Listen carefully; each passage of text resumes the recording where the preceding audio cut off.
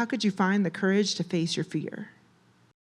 A couple of weeks ago, we journeyed to Hogwarts School of Witchcraft and Wizardry with a young Harry Potter who had just discovered his true identity and the legend attached to his name. Now, at age 13, Harry is trying to navigate teenage life with his friends Ron and Hermione as they invite adventure along the way and discover a true sense of belonging. Among other things, the Harry Potter series presents a coming-of-age story that pairs well with our coming-of-faith story that we find in our holy text. Perhaps that's why so many of you asked me to design this Summer at the Movies series, which we are calling Harry Potter and the Good News.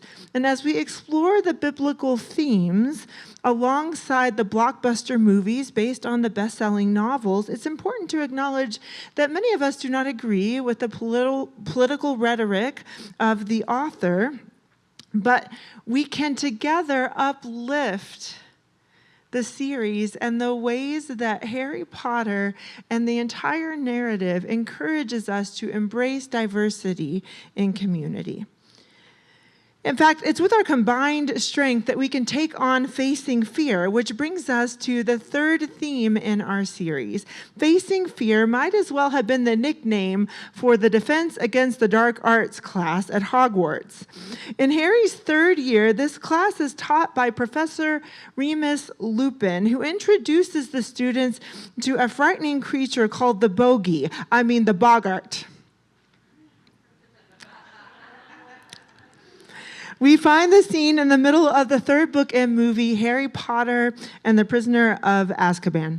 The thing about the boggart, which is the creature that Lupin is referencing in his lesson, is that it takes shape of whatever the person fears the most.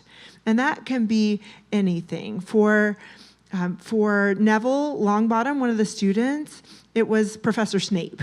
If you know the Harry Potter movies, you know that Snape can be terrifying to most people. For Ron Weasley, it was a giant spider that he met in the forest with Harry in a previous film. And for our disciples in the text for today, it's a ghost. So let's look back at Matthew 14, 26 through 27.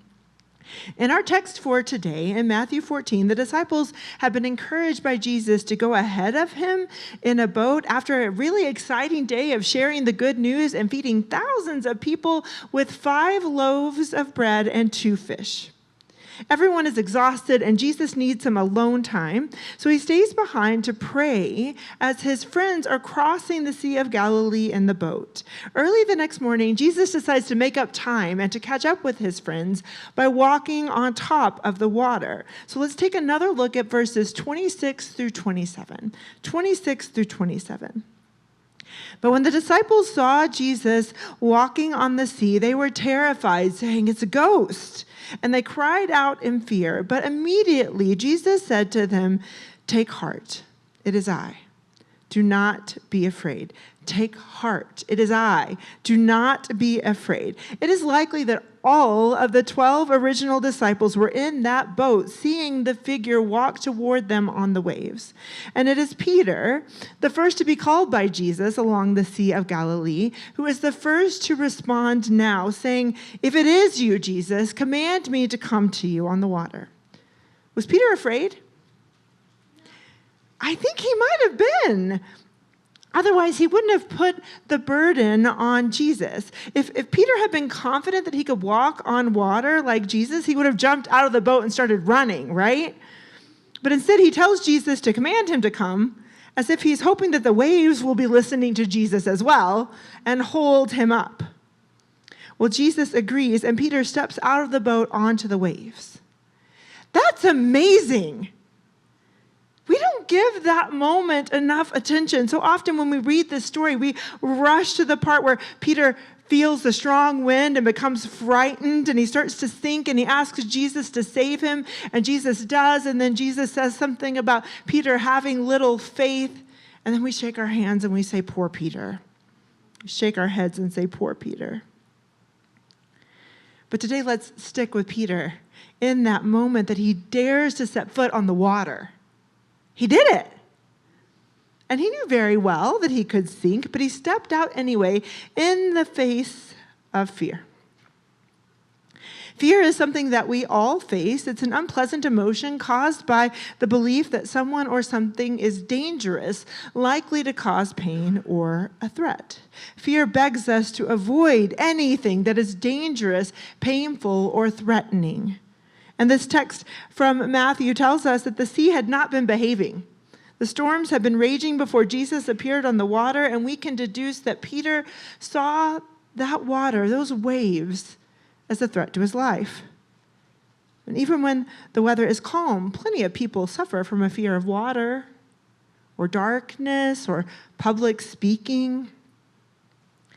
Those are phobias, extreme cases of paralyzing anxiety in response to a trigger. But much more common are the fears that we carry simply because we're human. Fear of failure, fear of rejection, fear of the unknown, of being alone, of not being enough, of loss, of grief, of death, and of dying. And for good reason. All of these experiences are likely to cause pain. Our fears are valid, and the truth is, in many cases, we are powerless to protect ourselves from them. So what's the point of having courage? We can think of courage as the mental or moral strength to withstand fear or danger, the ability to do something that is frightening. Peter could have stayed in that boat. It was his idea to step onto the waves. Why? Because he knew there was something more out there on the waves with Jesus. He was willing to take the risk of sinking to experience it.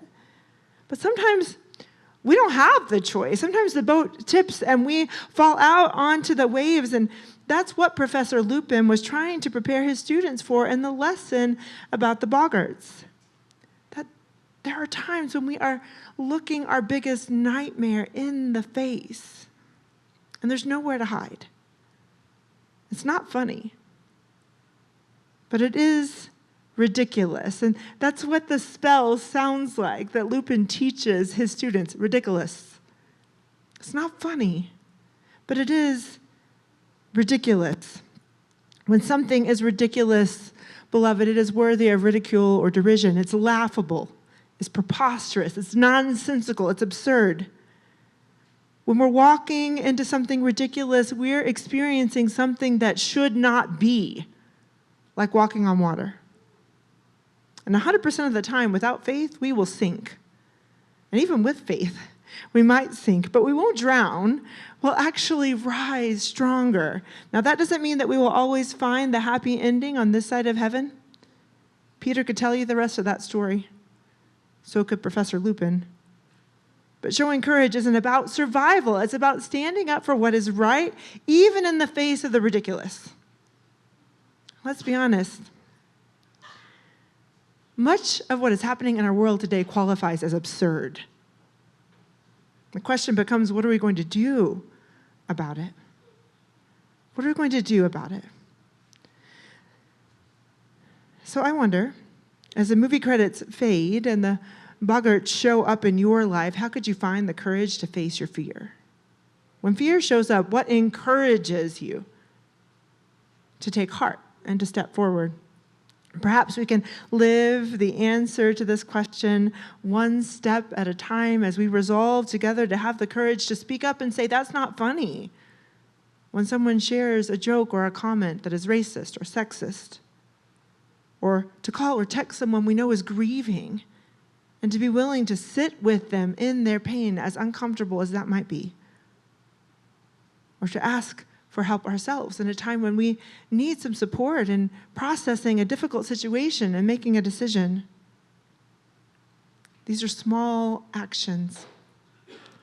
But that's how we counteract the absurd, with the audacity to care for ourselves and for each other, with hope for better days ahead. Because the truth is, very rarely are we called to walk on water. On most days, wading through it together is enough. But don't take my word for it.